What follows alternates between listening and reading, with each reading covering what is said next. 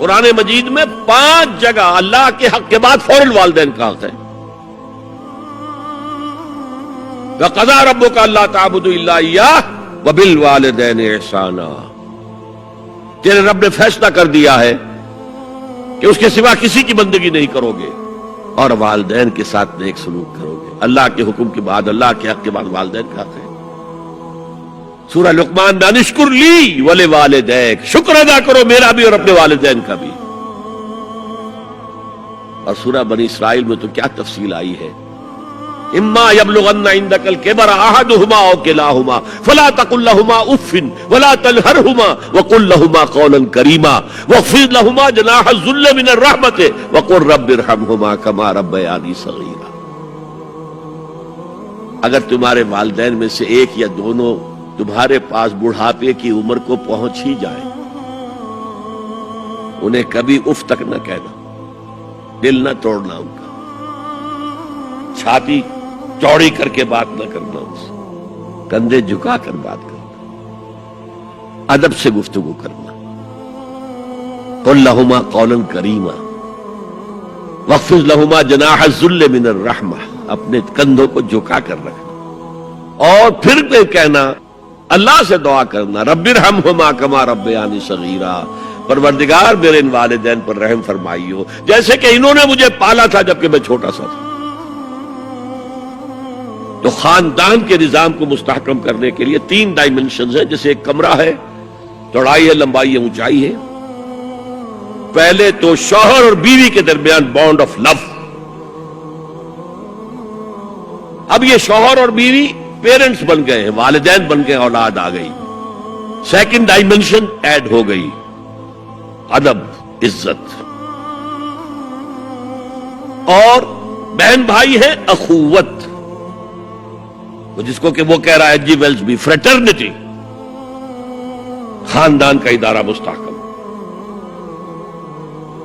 یہاں ایک نقطہ اور بیان کر دوں. لیگل لیول پر بیوی کے حقوق کم ہیں، شوہر کے زیادہ. الرجال قوامون علی النساء، سیدھی سیدھی بات ہے اور ہمیں ڈٹ کر کہنا چاہیے. اس سے زیادہ معقول بات کوئی نہیں.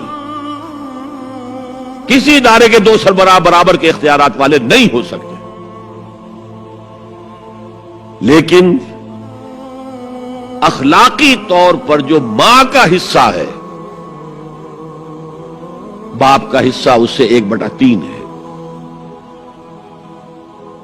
قرآن مجید میں آیا ہے نا، حملتہ امہ وہنا علی وہن وفصالہ فی عامین ان اشکر لی ولوالدیک. اسے اٹھائے رکھا اس کی ماں نے اپنے پیٹ میں، کمزوری پر کمزوری جھیل. کمزوری تو ہو رہی ہے، اس کا خون چوس رہا ہے اندر، جھوک جو ہے وہ چوس رہی ہے خون اس کا. اور سب ماؤں کو تو اتنی نرشمنٹ موجود نہیں ہوتی کہ آپ پریگننسی میں اس کے لیے ضروری نرشمنٹ فراہم کر دیں. وہنن علی وہن، کمزوری پر کمزوری جھیل کر بھی اپنے پیٹ میں اٹھائے رکھا. وفصالہ فی عامین، اور پھر دودھ چھڑانا ہوا 2 سالوں میں. وہ جھوک جو ہے وہ پھر اس کی چھاتیوں سے چمٹ گئی. لہذا اس کا حق 3 گنا زیادہ ہے باپ سے. ایک صحابی حضور سے پوچھتے ہیں، حضور میرے حسن سلوک کا اولین مستحق کون ہے؟ فرمایا تمہاری والدہ. پھر پوچھا ان کے بعد کون؟ پھر کہا تمہاری والدہ. پھر پوچھا ان کے بعد کون؟ پھر کہا تمہاری والدہ. پھر پوچھا ان کے بعد کون؟ تو کہا تمہارے والد. 3 درجے. اور یہ جو فرمایا الجنت تحت اقدام الامہات، جنت تو ماؤں کے قدموں تلے ہے، یہ باپ کے بارے میں تو نہیں فرمایا. یہ ہے ایکویشن، بیلنس. اسلام قسط کی بات کرتا ہے، انصاف کی بات نہیں کرتا. انصاف تو یہ کہ آدھی روٹی ادھر دے دو، آدھی ادھر دے دو. انصاف ہے، یہ اچھی چیز ہے.